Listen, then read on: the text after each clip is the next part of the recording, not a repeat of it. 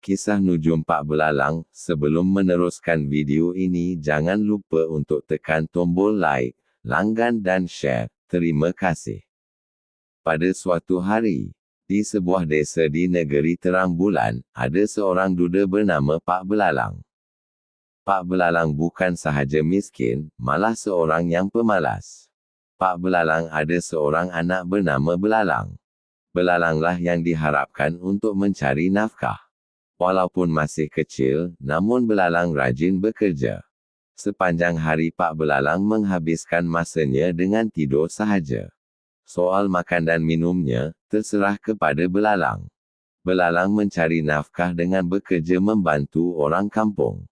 Pada suatu hari, Belalang terserempak dengan dua orang pencuri. Mereka sedang melarikan kerbau kepunyaan orang kampung. Belalang mengekori pencuri itu ke tempat persembunyian mereka. Kemudian, dia pulang dan memberitahu bapanya. Tetapi Pak Belalang menyuruh Belalang untuk tidak ikut campur. Belalang menjawab, "Saya tahu di mana kerbau itu disembunyikan. Bagaimana kalau Bapak menyamar jadi ahli nujum? Boleh saya beritahu orang kampung, Bapak pandai menilik. Sebaik saja kerbau itu ditemui, tentu kita akan dapat upah yang lumayan." "Ya tak ya juga," kata Pak Belalang. Keesokan harinya, orang kampung heboh dengan kehilangan kerbau mereka. Mereka mengadu kepada penghulu. Kebetulan ketika itu Belalang ada di situ. "Bapak saya pandai menilik. Tentu dia boleh tolong carikan kerbau itu," kata Belalang. "Betulkah?" tanya penghulu. "Kalau begitu mari kita jumpa dia." Mereka beramai-ramai menuju ke rumah Pak Belalang. Pak Belalang berpura-pura menyamar sebagai ahli nujum dan berkata bahawa kerbau itu ada di hulu kampung di mana ada sebatang pokok merbau. Orang kampung beramai-ramai pergi ke tempat itu dan memang benar kerbau itu ada di sana. Mereka memberinya pelbagai hadiah sebagai rasa terima kasih. Nama Pak Belalang menjadi masyhur dan banyak orang mencarinya. Hidupnya pun berubah menjadi senang dan dia tidak perlu bekerja lagi. Pada suatu hari, sebuah kapal berlabuh di pelabuhan negeri terang bulan.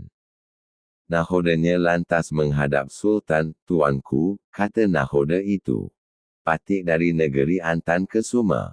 Kami ingin beradu kepandaian dengan nujum di sini.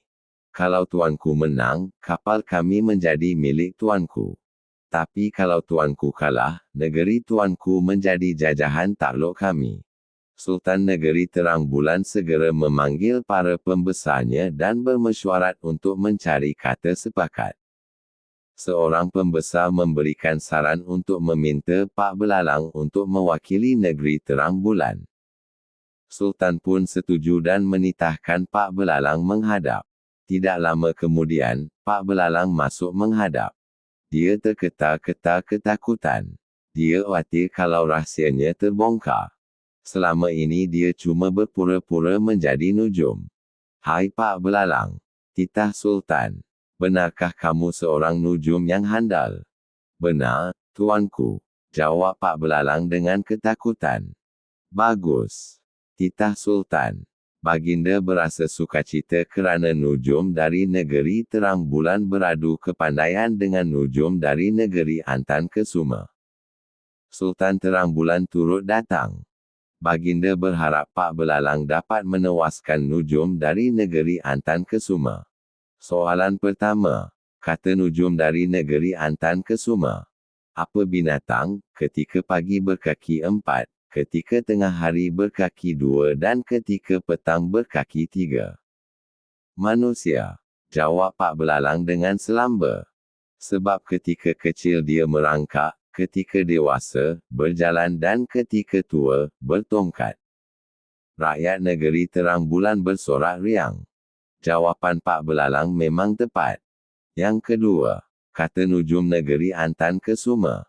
"Bagaimana hendak menentukan yang mana hujung dan yang mana pangkal kayu ini?" Dia menunjukkan sebatang kayu yang lurus dan sama besar. Pak Belalang mengambil sebesen air. Dia pun memasukkan kayu itu ke dalam air. "Ini hujung dan ini pangkalnya," kata Pak Belalang. Pangkal kayu ini tenggelam dahulu kerana ia lebih berat. Jawapan Pak Belalang memang tepat. Sebenarnya, Pak Belalang sudah tahu akan semua jawapan soalan itu sebab anaknya, Belalang, telah mendengar perbualan Nujum Negeri Antan Kesuma tempoh hari. Akhirnya, Nujum Negeri Antan Kesuma mengaku kalah. Kapal mereka terpaksa diserahkan kepada Sultan Negeri Terang Bulan. Mereka terpaksa pulang ke Negeri Antan Kesuma dengan hanya sehelai sepinggang. Sultan Negeri Terang Bulan sangat berbesar hati dengan Pak Belalang. Baginda melantik Pak Belalang menjadi Nujum Diraja. Pak Belalang kemudian dikahwinkan dengan puteri baginda yang bernama Laila Sari. Akhirnya, Pak Belalang dan anaknya, Belalang hidup aman damai di Istana Sultan. Tamat. Jangan lupa langgan, like dan share.